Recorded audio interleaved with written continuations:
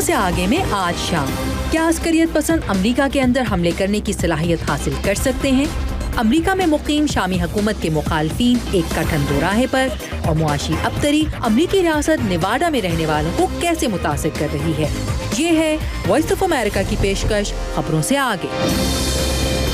अस्सलाम वालेकुम।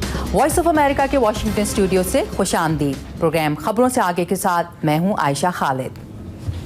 पाकिस्तान के कबायली इलाकों में अलकायदा के चंद अहम लीडरों की हलाकत की खबरों के बावजूद कुछ अमरीकी तज्ज़ियाकारों की जानिब से इन खदशात का इजहार किया जा रहा है कि पाक अफगान सरहदी पट्टी पर वाक़ पहाड़ी सिलसिले में दहशतगर्द तंजीमें मजबूत हो रही हैं और वो अलकायदा के साथ मिलकर अमरीका के अंदर अहम अहदाफ को निशाना बना सकती हैं।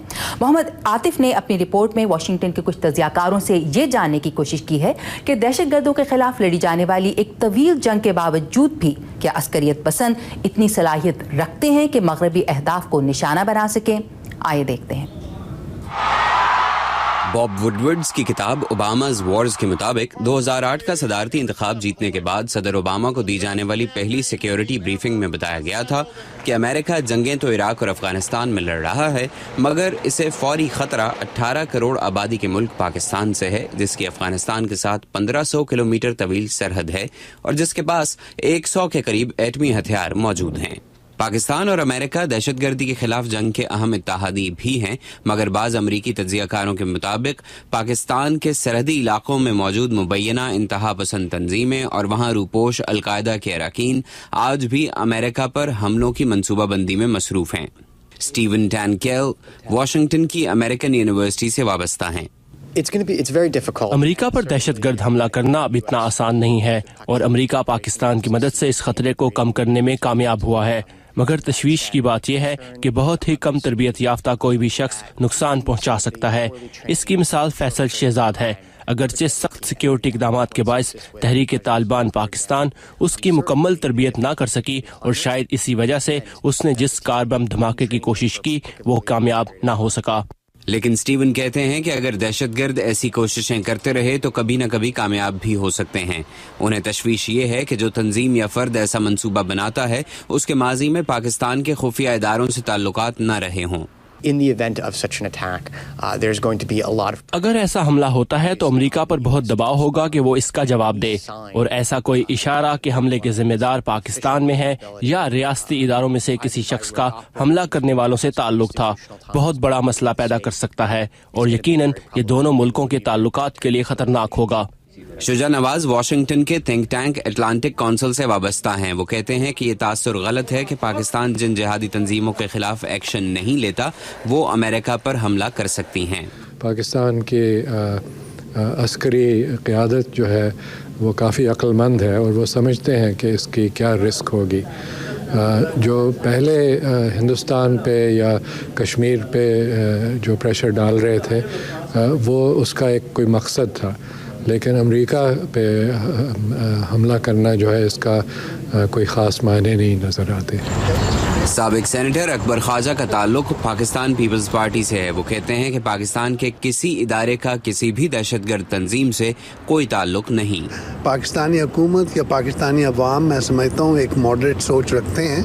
हमारी कोशिश रही है पीस, सिक्योरिटी और स्टेबिलिटी में और रूल ऑफ लॉ में, और पाकिस्तानी हुकूमत कोशिश करती है अपनी सॉवरेनिटी और जो नेशनल इंटेग्रिटी और सेफ गार्डिंग ऑफ हमारे जो नेशनल असासे हैं। ऐसी कोई बात नहीं कि पाकिस्तान में कोई ऐसा ग्रुप है जो अमेरिका पे हमला करना चाहता है। अफगानिस्तान में इस हफ्ते अमरीकी सिफारत खाने और दीगर हसास मकामात पर हमलों के बाद अमरीकी वजीर दिफा लियोन पनेटा ने पाकिस्तान से अपनी सरजमीन पर मौजूद मुबैना दहशतगर्दों के खिलाफ भरपूर कार्रवाई का मुतालबा किया है। और वाशिंगटन में दिफाई माहिरीन खदशा जाहिर कर रहे हैं कि गुज़िश्ता साल न्यूयॉर्क के टाइम स्क्वायर पर बम हमले की कोशिश का मंसूबा बनाने वाली तंजीम तहरीक तालिबान पाकिस्तान अपने तौर पर या अलकायदा की मदद से अमेरिका के खिलाफ नए दहशतगर्द हमले कर सकती है। अमरीकी सिक्योरिटी तज्ज़ियाकारों का कहना है कि पाकिस्तान से यूरोप का सफ़र करने वाले मुसाफिरों पर नज़र रखकर और पाकिस्तान के हमसाया ममालिक के साथ दहशतगर्दी के खिलाफ ताउन में इजाफा करके ये खतरा कम किया जा सकता है। Mohammad Atif, Urdu VOA, Washington. Libya में मुल्क की कौमी अबूरी काउंसिल के रहनुमाओं को एक जमहूरी हुकूमत के क़याम और इसका नज़्म व नस्क चलाने में वैसे ही चैलेंजेस का सामना है जिनसे मुस्लिम दुनिया के कई ममालिक अवामी बेदारी की हालिया तहरीकों के बाद गुजर रहे हैं। ऐसे में फ्रांस के सदर निकोलस सार्कोजी और बरतानवी वज़ीर आज़म डेविड कैमरॉन ने गुज़श्ता रोज़ लीबिया के आवाम को अपने मुल्कों की जानिब से हर मुमकिन फ़ौजी, सियासी और इक़्तिसादी ताउन का यकीन दिलाया है। मज़ीद तफ़सीलात इमरान सिद्दीकी की इस रिपोर्ट में। लीबिया में मुअम्मर क़ज़ाफ़ी की हुकूमत के मुखालिफिन अपनी फतह का जश्न तो मना चुके हैं, मगर 42 साल तक एक शख्स की हुक्मरानी और 6 माह से जारी जंग के बाद अब उन्हें एक मजबूत हुकूमती निज़ाम तश्कील देना है।